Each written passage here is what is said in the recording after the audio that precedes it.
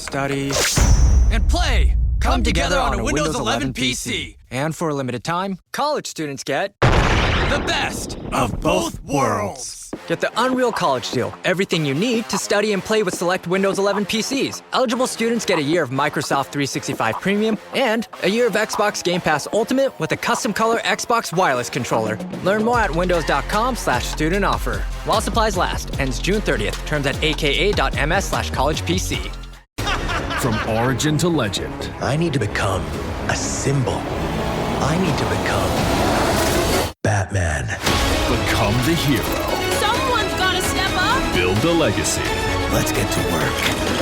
You want to get nuts? Let's get nuts. I'm allergic to nuts. Lego Batman, Legacy of the Dark Knight. This is my favorite part. Available May 22nd on PlayStation 5, Xbox Series X, S, and PC. Rated E10 for ages 10 and up.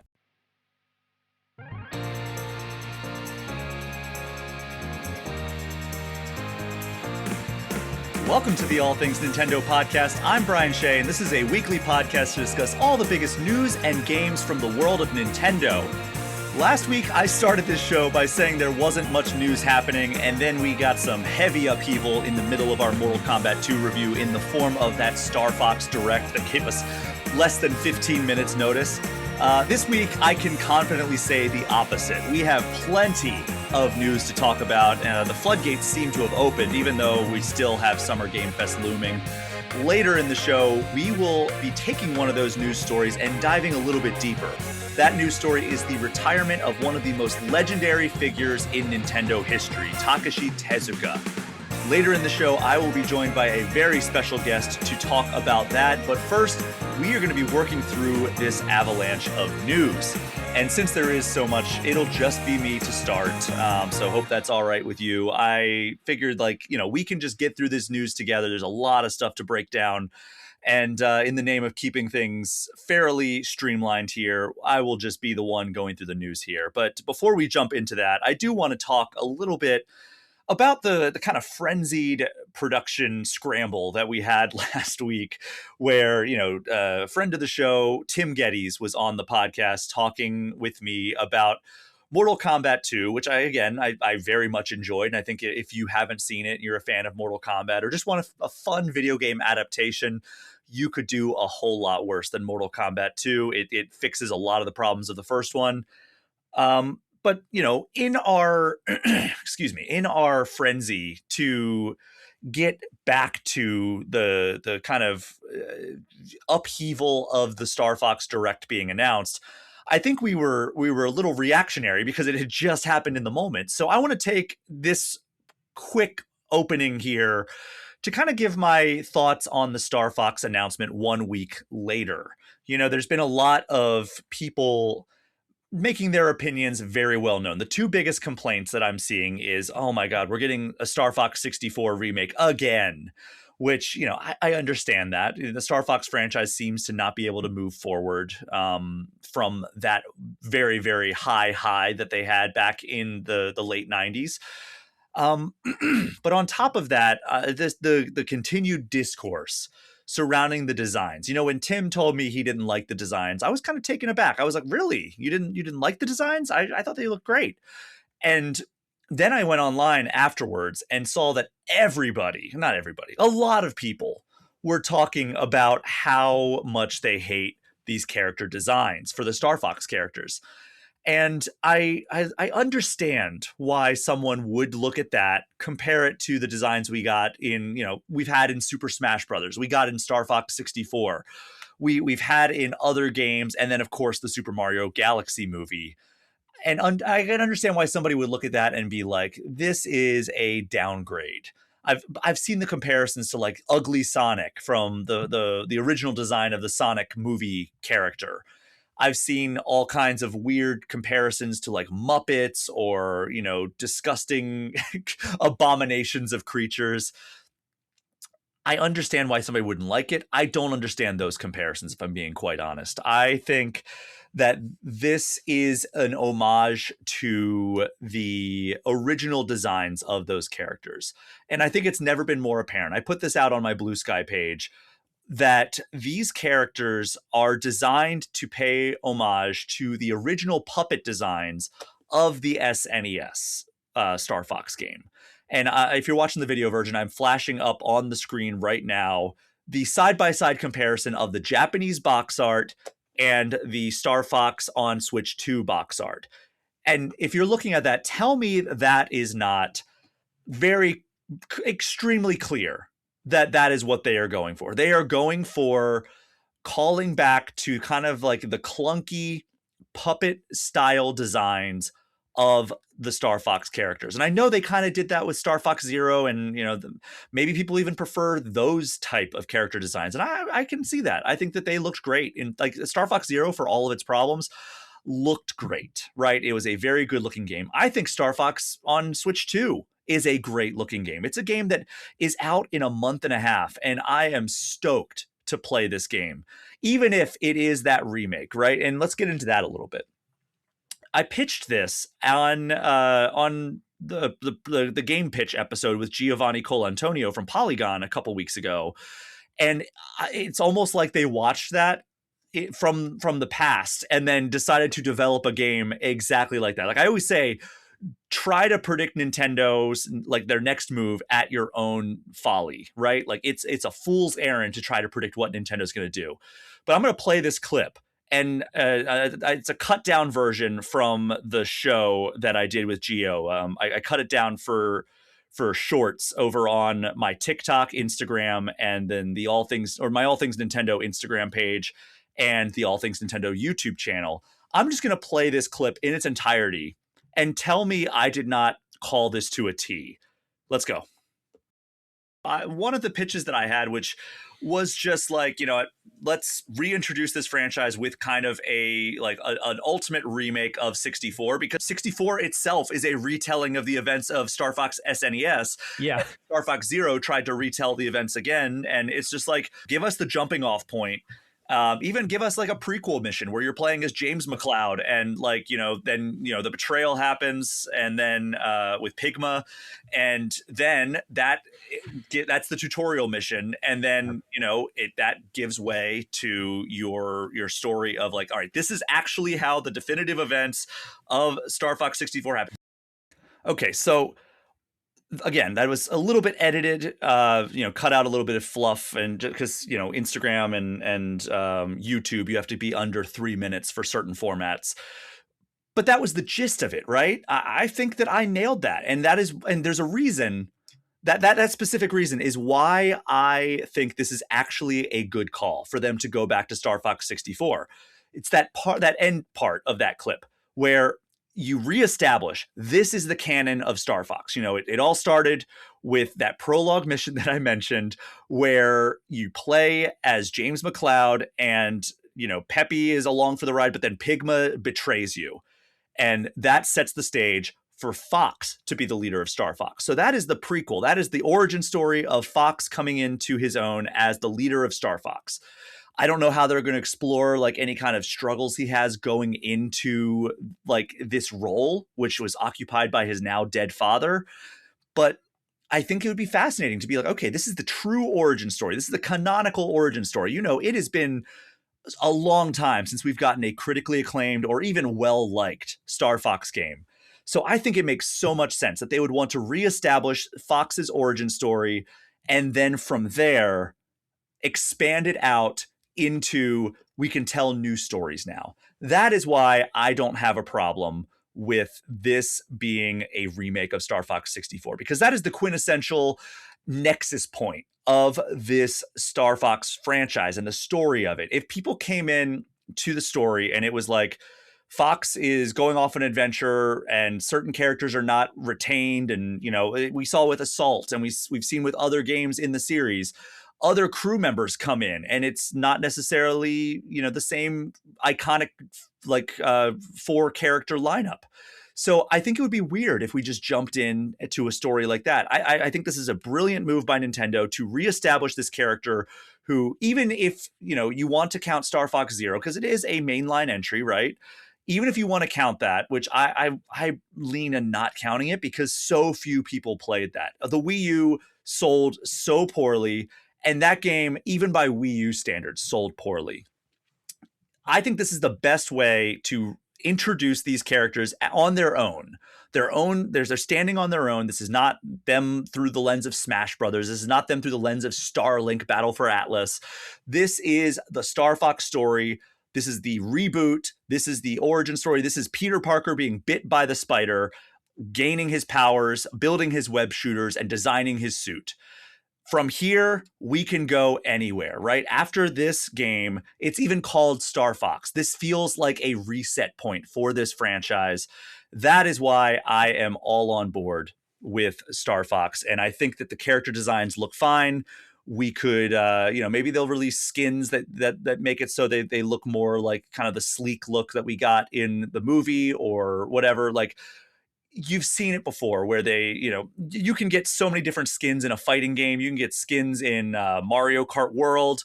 Why can't you do skins in Star Fox, right? If there's a multiplayer element, I could see that being an unlockable thing, like a classic Star Fox thing. You can unlock Mario 64 Mario in Super Mario Odyssey. So yes, these default skins maybe aren't my favorite, but I like them. And I don't understand too much about like the absurd levels of outrage that we've seen, aside from, gamers on the internet are going to do that. But I don't know, man. I am on board with this entry. I think that it's a smart move to go back to 64, and I understand the level of like why they're doing that character design, especially when you look at the original SNES characters versus the character designs of this Star Fox game on Switch 2. So just wanted to kind of, now that we're a week removed from it, talk about it a little bit more, get my feelings a little bit more fleshed out. And, leave a comment if you are, feeling one way or another. If I'm wrong, if you think I'm off base, let me know. If you agree with me 100%, if I've changed your mind, like I'm curious how people are receiving my arguments here on why I'm on board about it.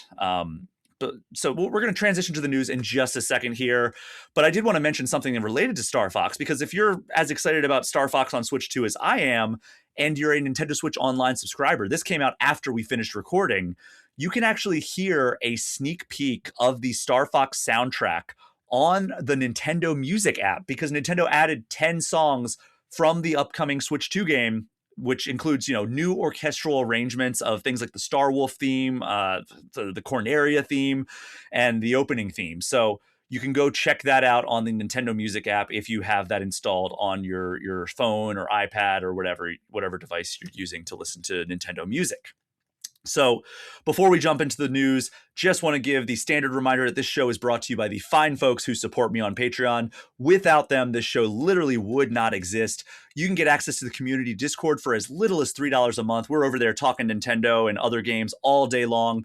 We also do community nights from time to time. So, maybe we'll start planning one for the early summer months.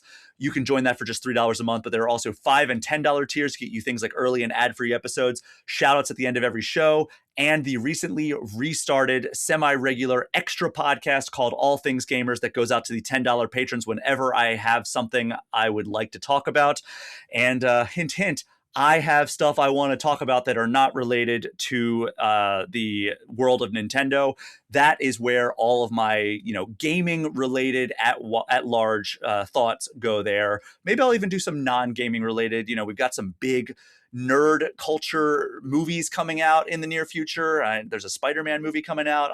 Who knows? Maybe I will do a Spider-Man review when that comes out, Spider-Man Brand New Day review, but it's up to the Patreon folks ultimately. But recently wrote a cover story for Game Informer, recently reviewed a major AAA game. Might be some of the topics that we talk about over on the next episode of All Things Gamers. You can join the team that makes this show happen by going to patreon.com and searching for Brian Shea or All Things Nintendo. Again, it is only because of the folks who support this podcast on Patreon that I'm able to keep it going week after week as an independent entity. All right, so jumping headfirst into this news, let's kick things off with this. So the last time I brought up Pokemon, I think it was Pokemon Day even, was the last time we really dug into Pokemon news in a meaningful way. We haven't really had much Pokemon news in the time since.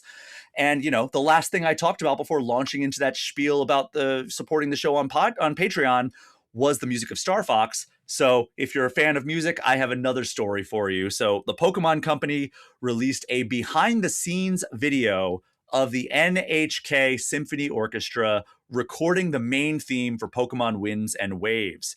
And I gotta say, it sounds absolutely gorgeous. It gives off kind of that cinematic and epic quality. It's a symphony orchestra, so like it sounds unbelievable. You can watch them record the theme, and it's our first major listen to this. So I'm actually going to do something a little bit different. I know I already threw to a clip earlier today in this episode talking about Star Fox, but I'm going to play a little bit of the theme of Pokemon Winds and Waves as displayed on the Pokemon Company YouTube channel. And we're going to listen to a little bit of this theme before we come out the other side.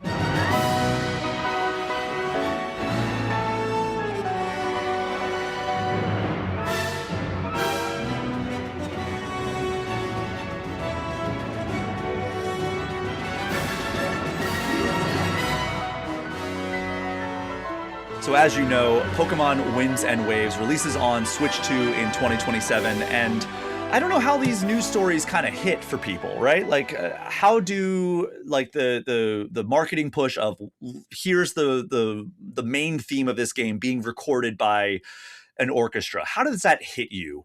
So let me know in the comments if you're listening to this on either YouTube or Spotify or any other platform that allows for comments. Let me know if this gets you more excited for this game, because I mean, candidly, this has no bearing on like the how this game is going to play, but it definitely got me hyped up for a new Pokemon game, a new mainline RPG at least.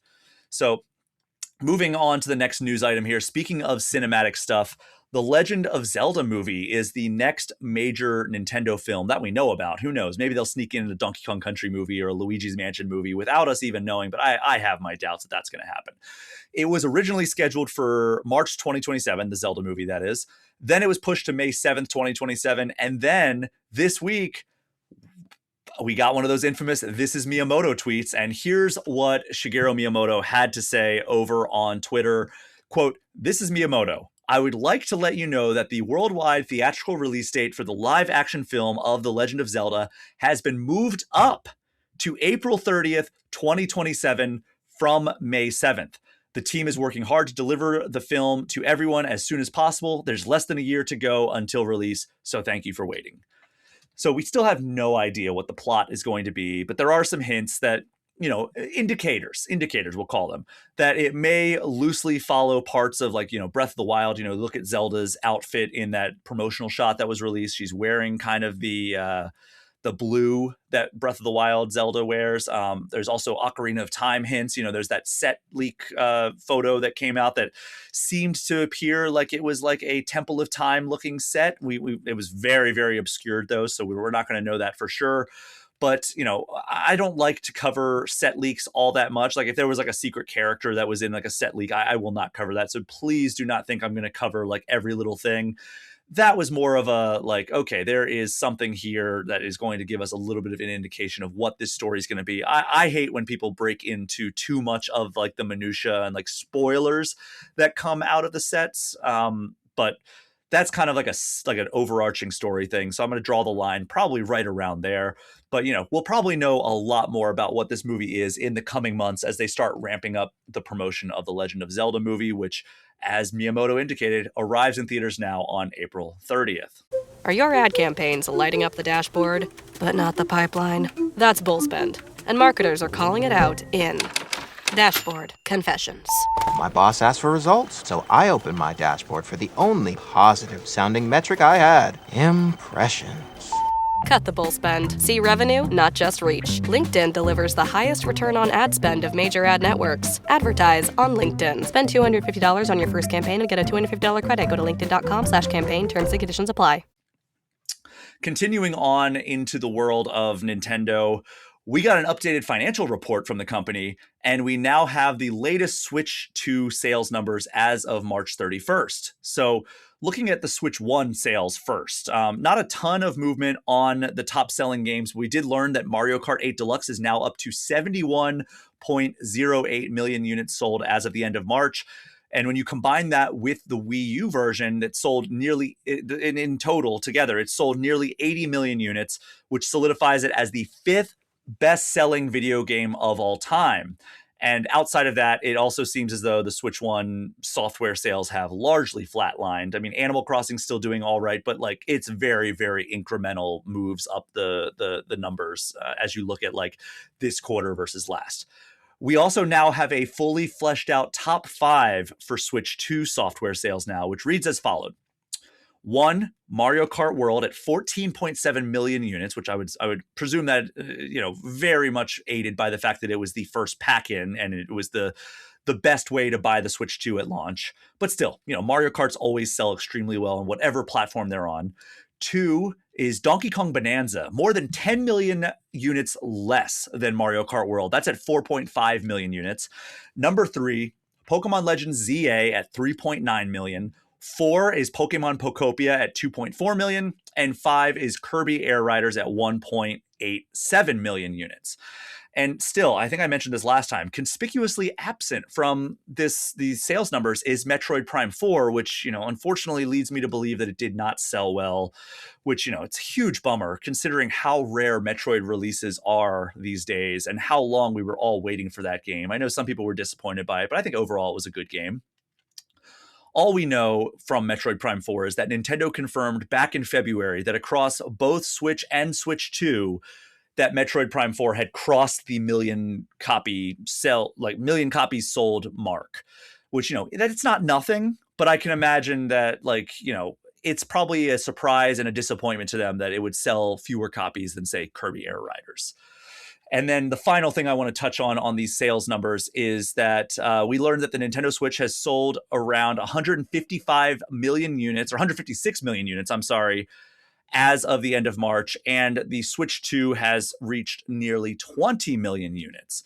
And this comes just in time for the other shoe to drop because Nintendo has unfortunately announced a price increase for the Switch 2 in the wake of things that they mentioned, the war in Iran and the surging prices of components brought on by various factors, including AI consumption, as well as almost certainly the tariffs that continue to cause problems with, getting things from overseas. So starting in early September, the Switch 2 will cost $500. And then seemingly to get ahead of that, Nintendo announced a Choose Your Game bundle that will begin showing up in early June in North America. These bundles will cost $500, and they will include the Switch 2 along with your choice of either Mario Kart World, Donkey Kong Bonanza, or Pokemon Pokopia. And this does appear to be a limited thing to kind of help ease people into the higher price tag. And it does say limited time while supplies last. So if you have been waiting to get a Switch 2, this might be your best bet before the price goes up in September. So going from Nintendo's sales numbers to Sega's, we've got some more financial stuff, and I'm not going to talk about their best-selling games or anything, but back in 2019, Sega announced that it was creating what it called a super game, which had a budget of nearly $900 million, which, it's a very high budget. And the game was said to be of a much higher status and quality and broad appeal than its other games. But following a review of recent free-to-play titles in its catalog, Sega has decided to cancel the title to focus on other things. So I'm presuming that means that game was going to be a free-to-play title, which, I don't know how that would have been received at a $900 million budget. I still have no idea what that game was going to be. I'm sure there's going to be some sort of reportage that comes out eventually about what that could have possibly been. But we just don't know very much about it right now, other than that it had a very high budget and it was being billed as a super game. So that is canceled. But then Sega went on to confirm work on the following game, and games plural, most of which we already were well aware of. And, Stranger Than Heaven we knew was coming this winter. We knew about Persona 4 Revival, that is TBD, Total War Warhammer 40K, Total War Medieval 3, a new Virtua Fighter game, a new Crazy Taxi game, a new Golden Axe game, a new Jet Set Radio game, a new Streets of Rage game, and an Alien Isolation sequel. And of course, there are those rumors of a Sonic Frontiers Definitive Edition, which are kind of floating out there. Not to mention, we have no idea what else the Sonic brand is up to. So, Sega's really been firing on all cylinders. And, I've talked at length about my love of games like Shinobi Art of Vengeance. I'm a big Sonic fan as well. So I'm really excited to see how Sega continues to reimagine these other classic franchises. It has confirmed that it is reviving. So continuing on with letting me know your thoughts on these things. Let me know which of these classic franchise revivals you are most excited for, because I have a top 3 that in my head anyway. So I think my top 3 is probably, and now I'm second guessing myself, but I'll go with Crazy Taxi, Jet Set Radio, and Virtua Fighter. But, personally, that's mine. But I reserve the right at any given moment to change that, because I'm also a fan of Streets of Rage. And I think Alien Isolation has a lot of potential given how great the first one was. There's so many different directions we could go with that. But yeah, that's my top 3 for now. I'm also super looking forward to Stranger Than Heaven. That's from the studio that does Yakuza. So they have some really cool ideas. It looks like they're implementing into that game multiple time periods and all that stuff. It looks super sick. So let me know what you're most looking forward to from that list. Last week, we had delivered our review of Mortal Kombat 2. And, if you haven't listened to that, as I'd indicated in the intro here, I very much encourage you to go enjoy the chaos that ensues when we learn about the Star Fox Direct straight from a cameo in the middle of the episode. So in an interview with Collider for Mortal Kombat 2, they were talking to series co-creator Ed Boon. He shared that the studio is actively pursuing the next Mortal Kombat game.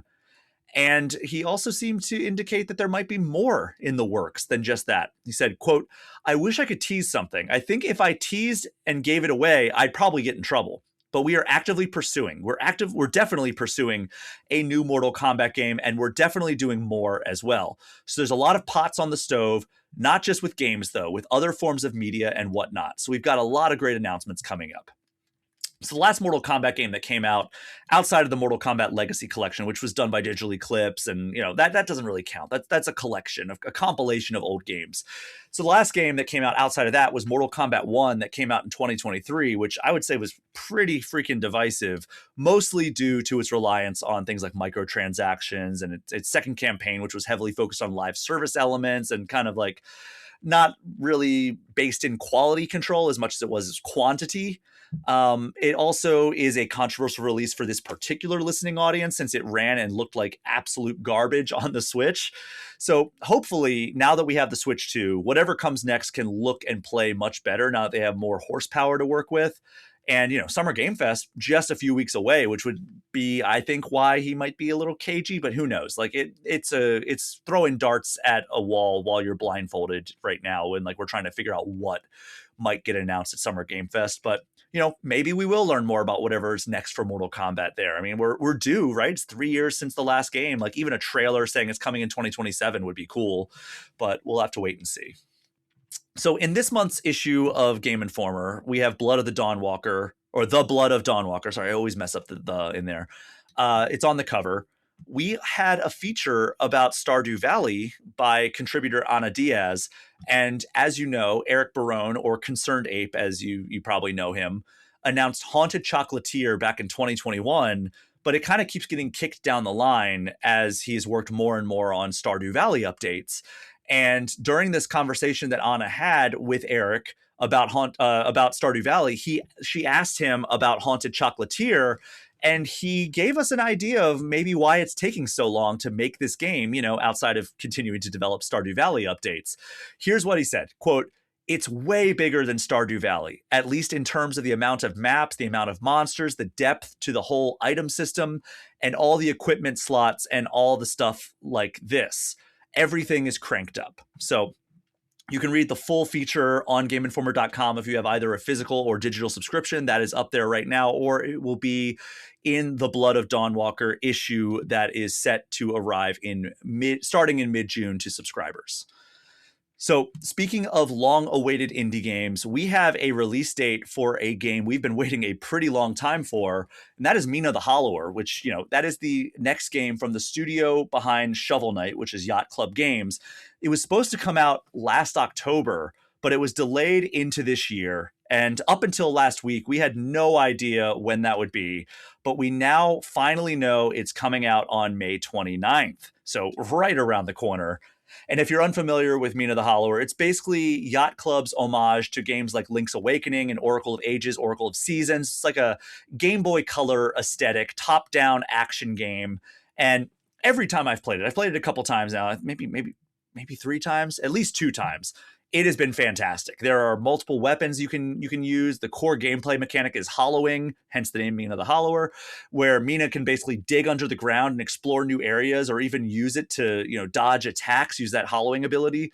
And it's going to be available on both Switch and Switch 2 on May 29th. And, it's a Game Boy Color style aesthetic. Obviously, it's going to have a lot more technical prowess than a Game Boy Color game, but it looks like a Game Boy Color game.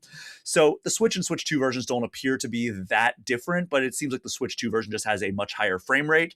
The good news is it's only going to cost about $20. $19.99, I think, is the price tag right now. And I will definitely be checking that out when the time comes. So we do have one more news story that we will be covering it in a lot of depth, but it's the retirement of Takashi Tezuka, one of the legends of Nintendo.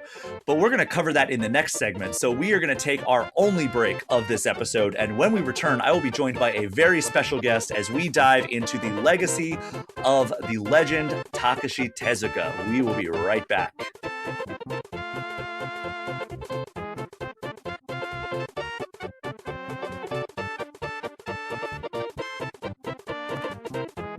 We are back, and late last week, I woke up to news that honestly hit me a bit harder than I would have expected.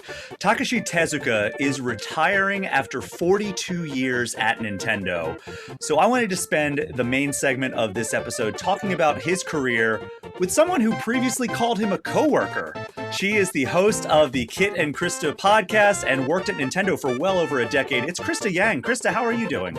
I'm doing great, and thank you for having me on again. It's always fun to get together, and even more fun if we get to gush about one of my favorite people of all time, Mr. Tezuka. Oh, what a legend he is, right?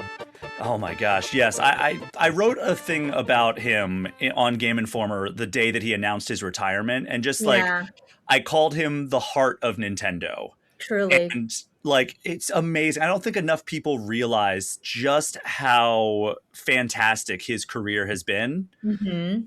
And it's one of those careers that because he doesn't have the forward facing element of Shigeru Miyamoto, or he doesn't get out in front of the camera as much as Eiji Aonuma. Mm-hmm. People don't really associate him as such an important part of Nintendo's legacy. So, before we kind of share our thoughts on his legacy and any anecdotes we have of, you working with him, me interviewing him, stuff like that, I want to jump into just a small, very brief history lesson about Takashi Tezuka. But actually, before we do that, what was your very first interaction with him? Do you recall? Yeah, my first interaction with him, as with a lot of the developers in Japan, was at an E3. And, meeting him whenever we had those big E3s back in the day when that existed. Now we have to say it like that, like we're really old. Like back in our day when we had E3, the developers would come over, and we oftentimes get to spend a lot of concentrated time with them, whether it's prepping them for interviews with guys like you, or just really getting to know them and understanding, their specific inspirations behind the games that they were making. So yeah, I first met him at an E3, and my just very first impression of him is God, this guy is a legend, as much of a legend as Mr. Miyamoto. Worked in a lot of the same stuff, honestly, in their early careers, but he is just so humble and so just kind of has this quiet personality about it. And oftentimes I would say things to him, and we can share those anecdotes a little bit later, and he'd be like, "Oh, I'm surprised to hear that." I'm like, "Are you serious? Do you not know who you are? Have you looked in the mirror like today?" So that's just, my first impression of him was like, gosh, this man has done so many amazing things, but is just such a humble person, and it was just truly like heartwarming to meet somebody like that. Yeah, that's a great word for like how I would describe him. I mean, and they're all humble in their own ways. Like it's not like sure. Shigeru Miyamoto's walking around flaunting like, "Hey, I'm Not at the all. man." Like he's also very humble, very wholesome. But like I feel like Takashi Tezuka takes it to kind of a next level of like he has a quiet demeanor. He's very, very friendly, very like if you give him a compliment, he's like, "Oh, thank you so much." Like I didn't even like know people liked that. And Exactly. I'm like, really? you didn't know people liked Super Mario Brothers 3? You didn't know people thought that Super Mario World was one of the best games of all time? Oh my gosh, yes, exactly. So my first like actual interaction with him, so I interviewed him 4 times while he was at Nintendo, and I think he's leaving Nintendo in like late June is like the retirement that they announced. Right. Or at least retiring from his executive position. I don't know if he's going to remain at Nintendo in some like limited capacity, but he is definitely stepping away in his primary roles that he's been serving. So I interviewed him 4 times. The first time was actually over email. So I mean, that's an interaction with him, but I don't count that as like my first actual interaction. And I told this story on the Kit and Krysta podcast, actually, when you had me on, when I was talking about the Super Mario Brothers Wonder cover story that I wrote, which was the last time that I interviewed him. But the first time I actually interviewed him was for Yoshi's Woolly World. It was, it was coming out, and they had, okay, well, we'd like to offer you, Nintendo PR does, like, we'd like to offer you a chance to interview Emi Watanabe, who, was directing the game. Great. Yes. Yeah. So Emmy's fantastic, but like, she's on the line. We're having difficulty on the conference call, and you hear like some men's voices in there speaking Japanese. So I'm not sure like who these people are. I just assume they're like tech support helping with the phones because they're having a difficult time. And it's just supposed to be like us. I brought our then intern, now staff member, Marcus Stewart in. We're like, oh, this would be a cool experience for you to like interview somebody on Nintendo. Mm-hmm. And I'm like, I'll let you lead. And then we can just, I'll jump in if I have any questions or follow-ups I want to ask. And then, they're like, okay, we think we got it sorted. We have Miss Watanabe on the line, and we have Mr. Tezuka on the line. And we're like, you did not mention that, like, the guy who, like, co-created Super Mario Brothers, co-created The Legend of Zelda, has been director of all these games that we're going to get into in a second here, was going to be on the line. So it was just like a surprise, you're interviewing Tezuka. It was just like, oh God. It's so like him. That's so like his MO to just kind of be like, oh, I'm here too. It's like, but you're like the guy. It's like, oh no, I'm just here, in the background, just hanging out. It's like, no, but you're like literally the guy. So exactly. So I want to get know that. Yeah. So I want to get into a little bit about like his history with Nintendo, just very briefly here. He joined Nintendo in 1984 and basically immediately became part of this iconic trio of Shigeru Miyamoto, Koji Kondo, and Takashi Tezuka.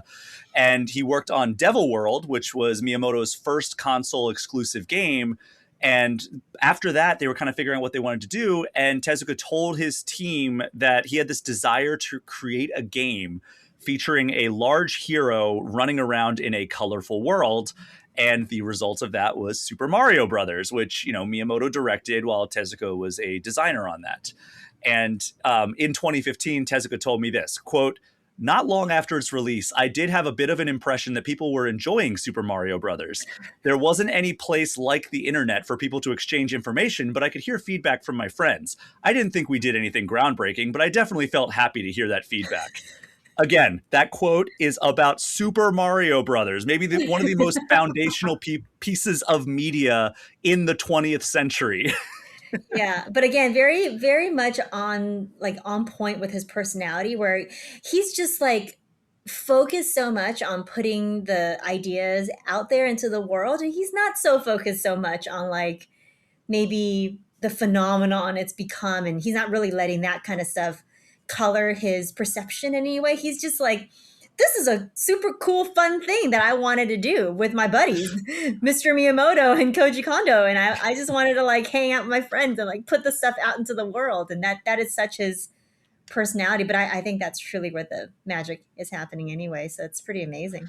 It is. And, that would be enough to make a career. You talk to some developers, we were talking before we started recording that we're going to be going to Summer Game Fest in a few weeks here.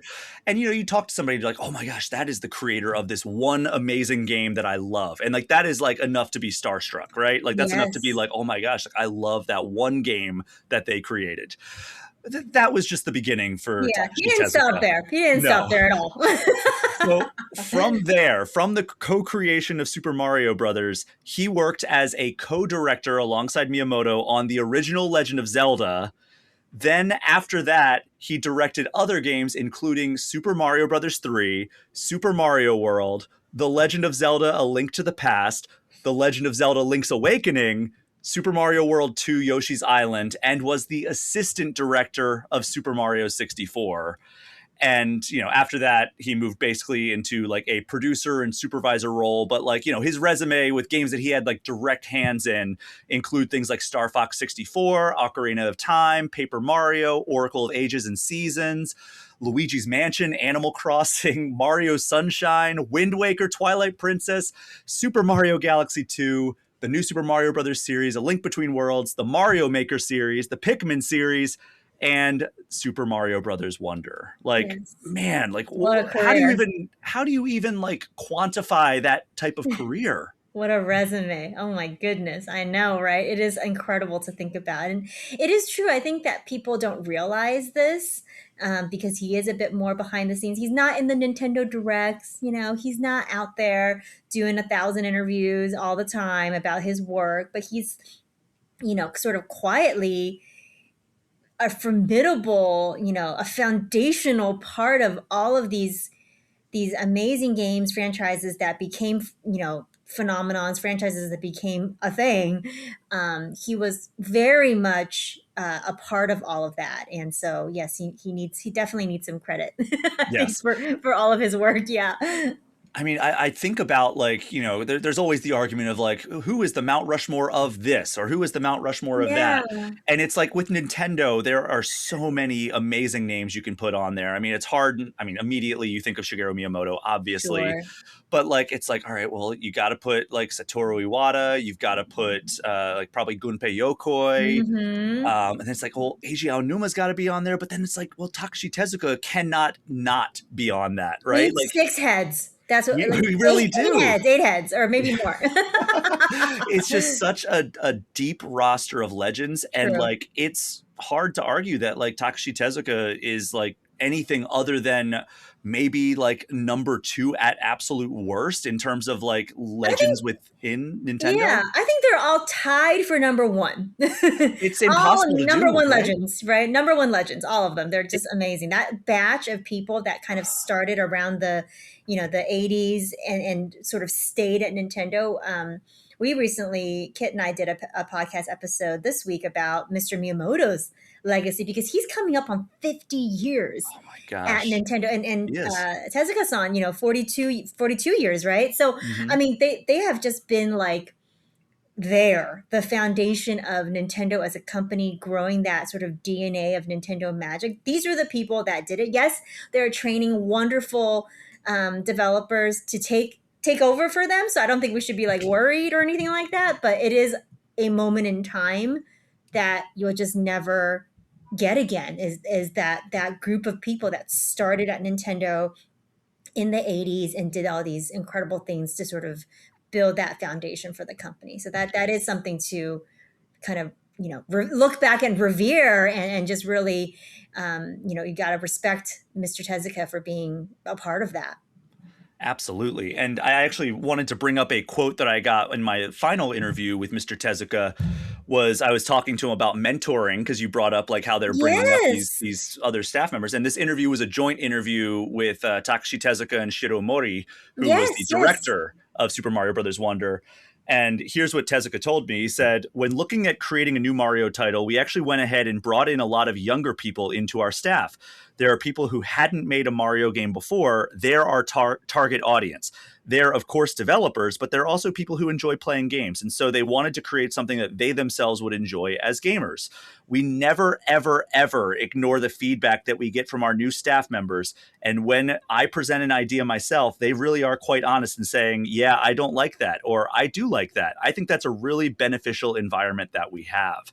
Yes. And that's something that I've seen across all of Nintendo. I in talking to Eiji Aonuma, he has talked about, kind of mentoring Hidemaru Fujibayashi and like bringing up some of these other like younger members of this team. I mean, it's funny to like look at some of these people and be like, oh, they're the youngsters of the staff. And it's like, you've literally been here since the GameCube era. And it's like, that's the longevity. Yeah, they really are. I mean, we're all young at heart. Especially speaking of like Takashi Tezuka and Shigeru Miyamoto, like they are young as heart. They're younger at heart than I am, and they're like, I think so too. They're much older than me. They're like 30 plus years older than me. Yeah, exactly. So I guess what would you say is your most memorable interaction with Takashi Tezuka? Yeah, we're about to do something similar for, we do our Nintendo story times for our Patreon community every month. And we're going to be doing a big tribute to Mr. Tezuka because we're feeling the same way you are. We saw the retirement notice and we're like, gosh, do people know how amazing this person is? But yeah, I have so many amazing memories and stories about him. And what an honor it has been for me to even like know the person and be able to spend like actual, in-person time with him and just getting to know him is really incredible. And I think one of my favorite memories and is well documented is when we were working on Super Mario Maker 2 and we created levels. And so Kit and I created these levels and we asked Mr. Tezuka to sort of like judge our levels and give us feedback on our levels. First of all, that was scary, Of course, to have the guy, the literal guy, like kind of. I mean, he's very nice, so he wasn't going to be like, these suck. It would be hilarious. That would be really funny. He's like, this is garbage. No, that would be kind of funny, but he also nerve-wracking, but he obviously didn't do that. But yeah, I just remember like having this literal out-of-body experience because he was playing my level. And of course, I had to do a level in the style of Super Mario World, my favorite game of all time. And I had to include like the Yoshi and everything. And I was telling him, I'm like, Yoshi is my favorite Nintendo character. Like, I love Yoshi. And he was like, really? Of all of them? I'm like, yeah. Like, he's my favorite. He's like, why? I'm like, why not? But he seemed very like taken aback. Like, what? No one has ever said that to me before. I'm like, again, where have you been? So it was really funny to like kind of get his reaction to me telling him like why I chose to make a level in that style. And so he's playing through this level and he played through it twice and he goes, that was really fun. I really like the way that you added these like little secrets for me to go back to. And I literally, my soul like floated out of my body. And I was like, wait, is this what's really happening right now? Is Takashi Tezuka like playing a level that I made and giving me a compliment? Like, I can't even, like, I couldn't wrap my little brain around it. But that was just an incredible thing. And we have it on, well, it was an old Nintendo Minute episode that's not available anymore, but I have it. And I will watch it sometimes and be like, oh, that was a good day. that was a great day. So yes, he was nothing but amazingly gracious. And I'm sure there was many issues with the level that I made, but he was just so sweet. And he was like, this is so fun. Like, I'm really enjoying this. Like, he was playing through these levels. I was just like, oh my God, this is literally the best day of my life. It was amazing. What an intimidating prospect, though, of like, yes. Hey, the guy who designed a lot of the levels of the original Super Mario Brothers, which laid the foundation for the 2D platforming genre and video games at large, is going to play your creative work in like the framework of his game. And it's like, oh my God. There's a lot of layers of kind of scariness to that, like nerve-wracking energy to that, a lot of layers.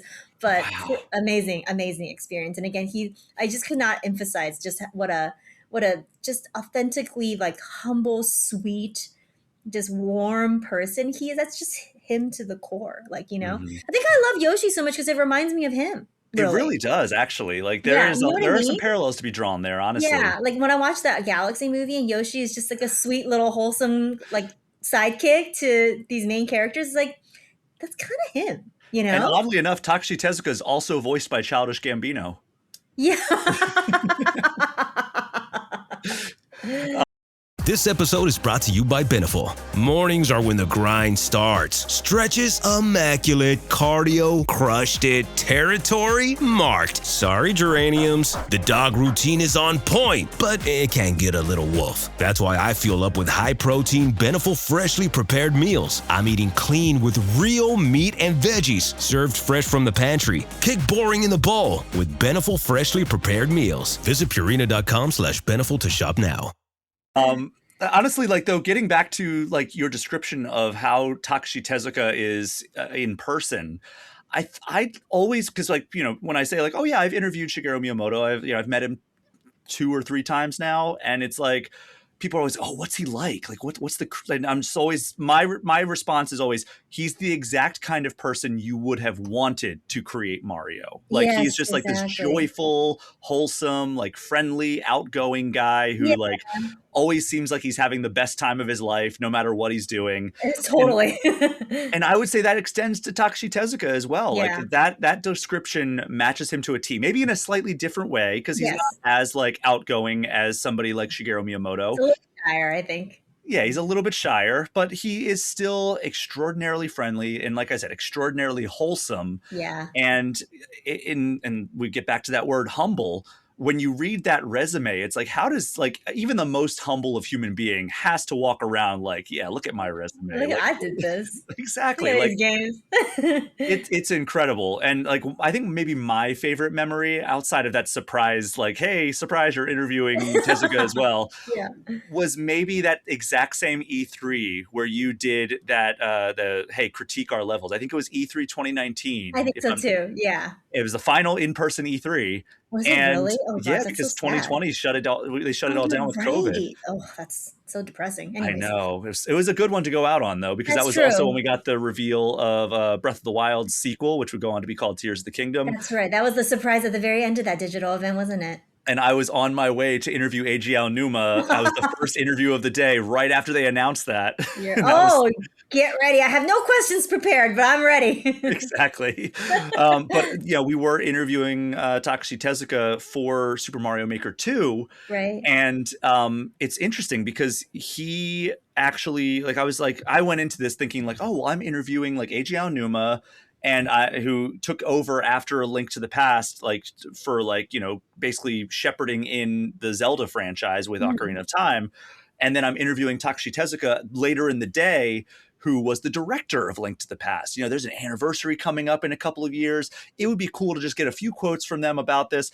They kept being like, you know, I like A Link to the Past a lot, but like Link's Awakening is where it's at, guys. Like that, they were like both adamant that like they prefer Link's Awakening over A Link to the Past. They kept looping back to that every single time. I don't know if maybe that was just them being in the promotional cycle of the Link's Awakening remake that was being promoted at that time.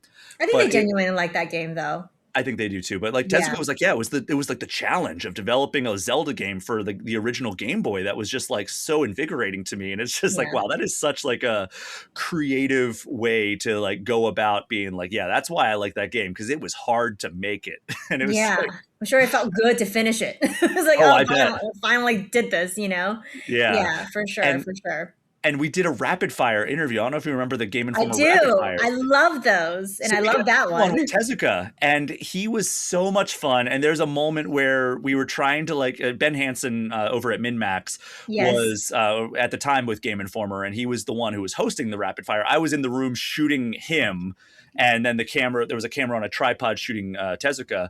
And they tried to get through the translator, a play on words of touch fuzzy, get dizzy, based on Yoshi's Island level. Yoshi's Island, yeah. And it just was not translating. And they had to go back and forth between the translator and Tezuka trying to clarify what the heck the joke was. And just, I think the question was just like, have you ever touched Fuzzy and gotten dizzy? And it just didn't translate whatsoever. But eventually he's just like, yes, like just an eruption of just like the most enthusiastic yes. And just that moment of like the light bulb went off in his head and he answered it. And it was so funny to watch that play out. And we didn't publish that for the longest time. And I think eventually Ben Hansen did share it on his social media of like the back and forth between Tezuka and the translator. And it was just so funny to see that.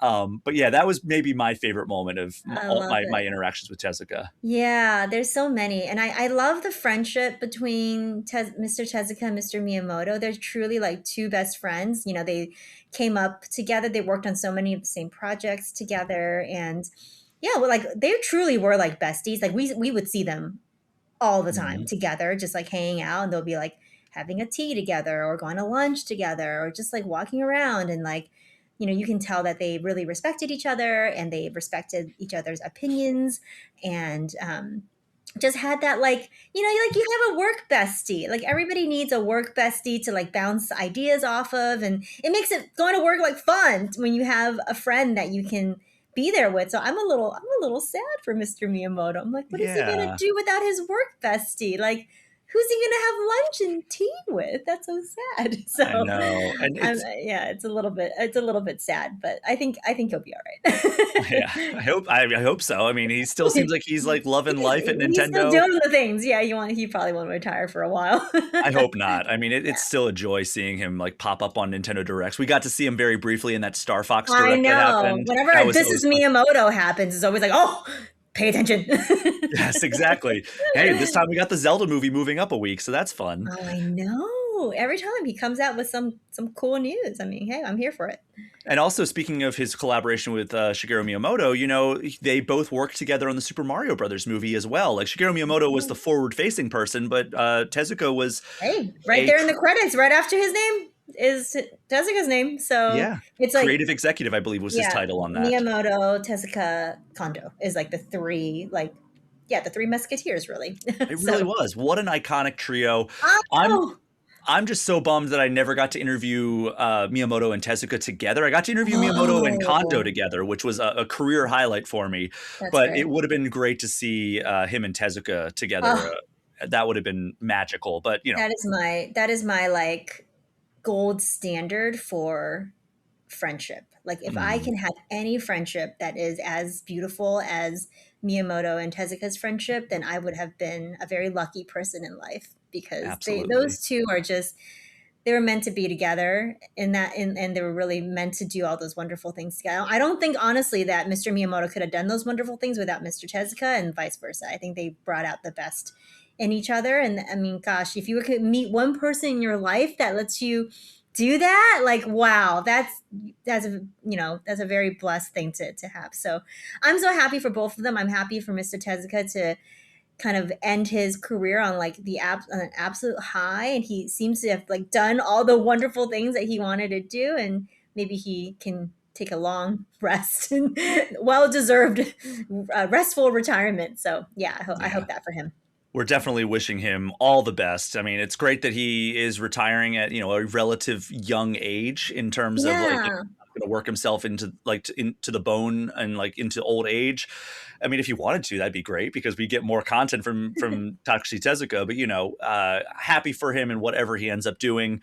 Before we wrap up here, Krysta, I'm going to give you an almost impossible task. Oh, gosh. Say somebody is like, I really want to understand what makes Takashi Tezuka so special. Because, like, if we just said, hey, give us the top 3 games of Takashi Tezuka's career, you're just going to be naming the top 3 Nintendo games, basically, because he has his hand in so many games. So if we want to give 3 games that somebody who maybe isn't very familiar with Takashi Tezuka and like his contributions to Nintendo, what are the 3 games that you think best exemplify him and his career? Oh, he was so many though. Gosh, definitely. I feel like, I mean, there is this idea of starting with Super Mario Brothers and just really like being such a, you know, everyone kind of contributes that to Mr. Miyamoto, but he's had an equally important role in just the beginning of that, of what 2D Mario 2D platforming just overall is. So that has to be in there. I think instead of games is more so like the sort of the creativity and ideas that he brings to all the games that he's worked on, which is why I think he's been involved in so many projects that are very diverse and different, is because he does have, that sort of creative lens that he's looking at the world through.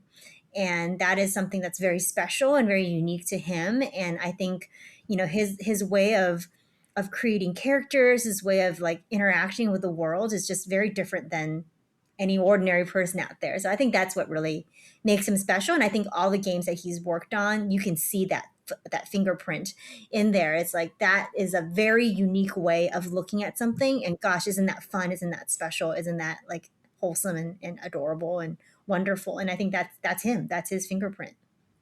Yeah, it really is hard to narrow down like to specific games, because I'm with you. I adore Super Mario World, one of my favorite games of all time. Yeah, for sure.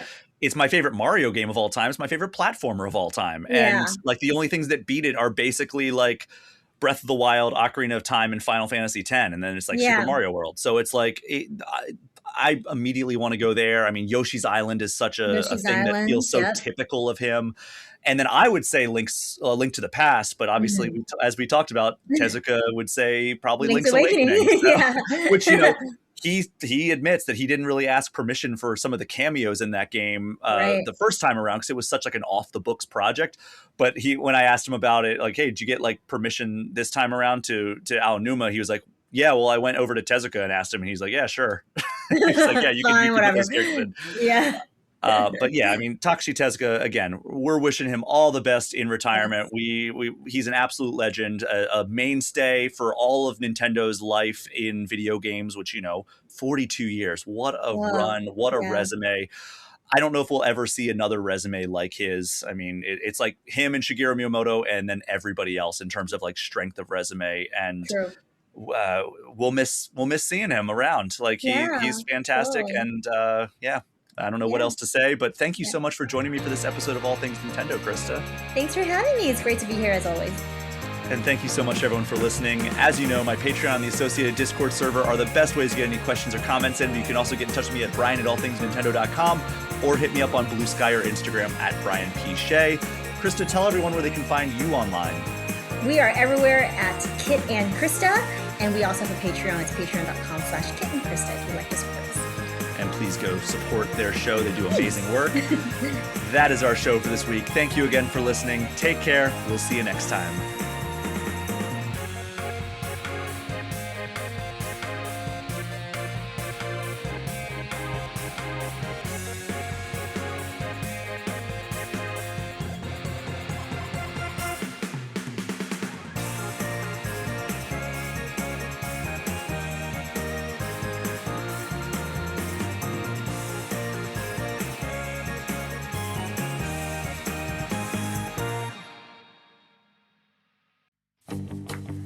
Hey everyone, thank you so much for listening to this episode of All Things Nintendo. Before we get out of here, I just want to take a special moment to thank the people I could not do this show without, the $10 patrons of the All Things Nintendo podcast. Alex Stadnick, Ben Richland, Big Mitch, Chad Brecky, Chaps My Ass, Damian Patino, Derek Sigmund, Dusty Beeman, Ian T. Clark, Jawar Hello, Johnny Five, Jose Villalobos, Joshua DeProy, KC Radio Man, Kenny Shaw, Cody Gibson, Creeper207, Nathaniel Edison, Ozman83, Paul at Drunk on Mako, Pratable, Rob McCann, Bobby Mac 265, Robert Sosa, Roberto Nieves, Roger Reichert, Russell Sayer, Smithy Poo, Zane Sink, and Zek Three Sword Sama. Thank you so much. I know I say it every single week, every single episode, that I couldn't do this show without you. It wouldn't exist without you, and I hope you know that that is true. I really appreciate your continued support. And even if you just made it to the end of this episode, thank you so much for supporting All Things Nintendo.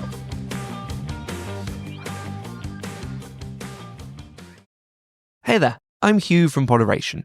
If you like today's episode, why not check out The Next Session, your D&D agony aunts there to answer all of your questions. Join Adam and Alyssa as they answer questions sent in by listeners like you about how to solve the problems that come with running and playing in all sorts of different tabletop scenarios.